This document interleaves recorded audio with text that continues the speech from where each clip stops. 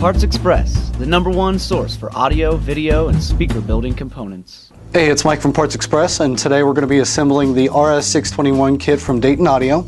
The instructions should apply to most of the kits that we sell. The main benefit of the RS621 is that they're a very neutral sounding speaker.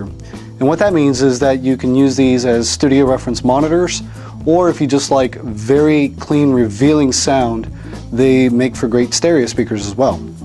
They use the aluminum RS28A tweeter and the RS150 woofer, which is about a 6-inch. When you receive your RS621 kit, open the package to ensure that you've received all of the following: 1 pair of the 1/4 cubic foot cabinets, 2 of the Dayton RS28As, 2 of the Dayton RS150 woofers, 2 of the high pass filters, 2 of the low pass filters, 2 input wiring harnesses, 2 woofer wiring harnesses, 2 tweeter wiring harnesses, 2 sets of heavy duty Dayton Audio binding posts, acoustic foam, panhead screws, speaker sealing caulk, and an assembly instruction manual.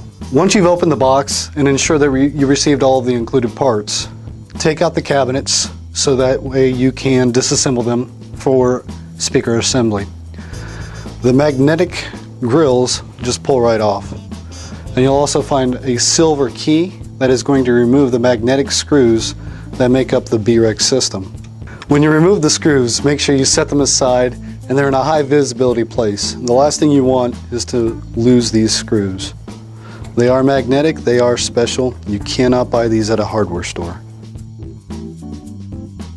Remove the 4 screws and the baffle will pop right off the cabinet.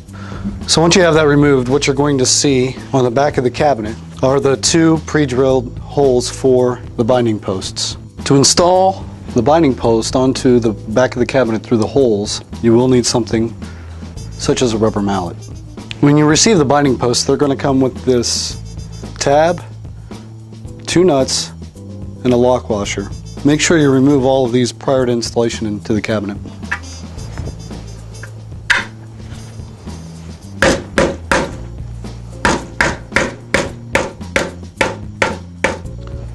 That part is done. Now that you have the binding posts in, what you'll want to do is install the lock washer on each one. After you've hand tightened the nuts down on top of the lock washers, take a wrench and make sure those are nice and tight. Once you have those tight, install the terminal tabs.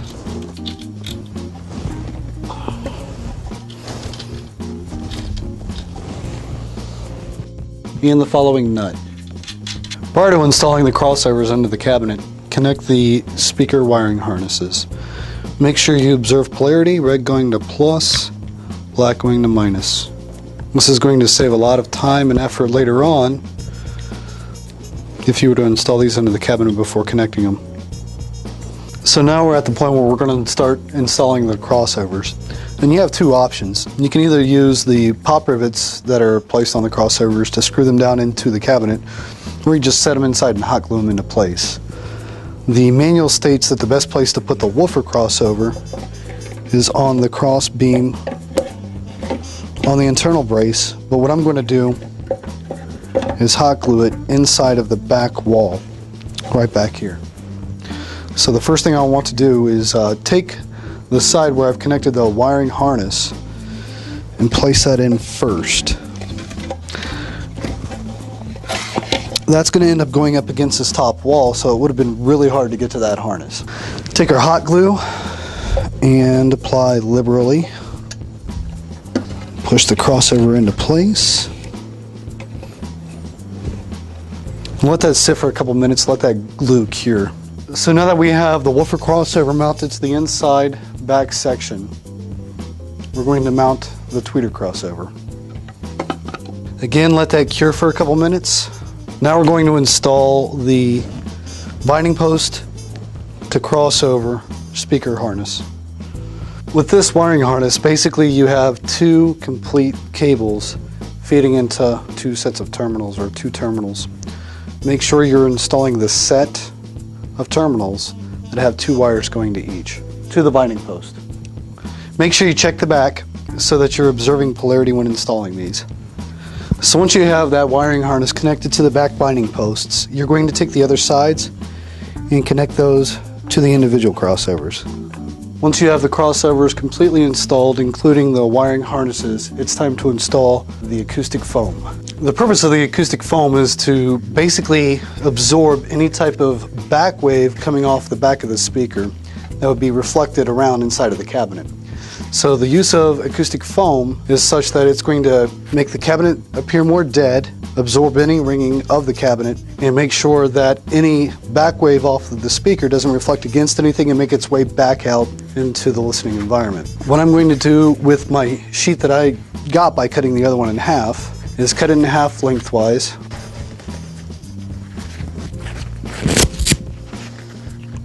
And then cut it again in half lengthwise. You're going to put one piece inside right there.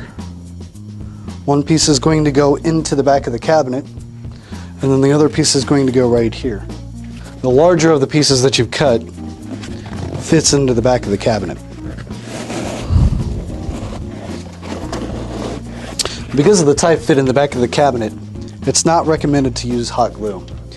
If you stuff the foam into place, I'm fairly certain it's not going to move.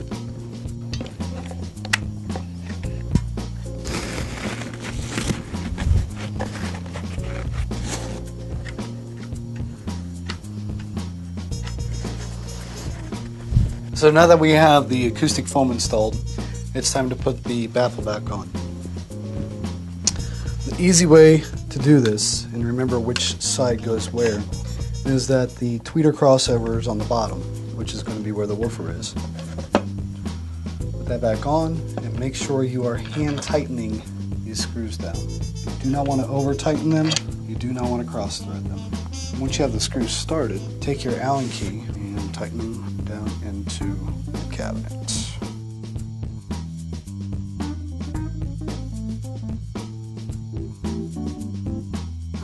So once you have the baffle on, it's time to install the woofer. And this is going to be what the number 8 screws were for. So again, observing polarity, make your appropriate connections to the wiring harness. Line up the screw holes and hand tighten the screws one by one. Once you have the first 3 in place, you could probably start pushing them or driving them down with a number 2 Phillips head screwdriver. Both the RS150 and the RS28 have gaskets built onto them. So use of the speaker cock is completely optional, but in most cases recommended. Alright, now that we have the woofer installed, we are going to install the tweeter. Observe polarity and make sure you feed the wires through the little cutouts in the cabinet. Use the number 6 screw for the tweeter as opposed to the number 8. And if this is the last one you've done, you have no more number 8 screws to use anyways. Again, there is a gasket on the back of the tweeter and the woofer, so use of the speaker cock is recommended but not absolutely necessary. So now that the hard part's finished, it's time to have some fun. Connect up your wires to the binding posts, and for us we're going to use the DTA 100A to power the speaker. Now that you're finished constructing your Dayton Audio 621s, sit back and relax, knowing that you have some of the best speakers available on the market and that you did it yourself.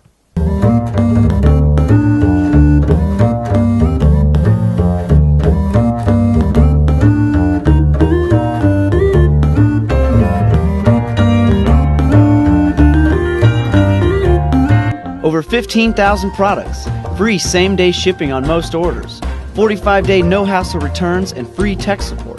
PartsExpress.com, the #1 source for audio, video, and speaker building components.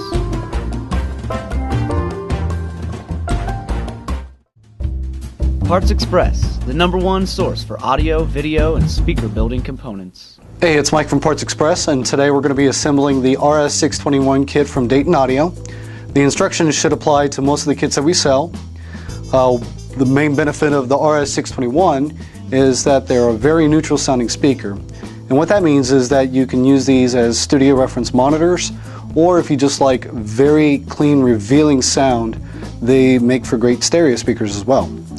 They use the aluminum RS28A tweeter and the RS150 woofer, which is about a 6-inch. When you receive your RS621 kit, open the package to ensure that you've received all of the following: 1 pair of the 1/4 cubic foot cabinets, 2 of the Dayton RS28As, 2 of the Dayton RS150 woofers, 2 of the high pass filters, 2 of the low pass filters,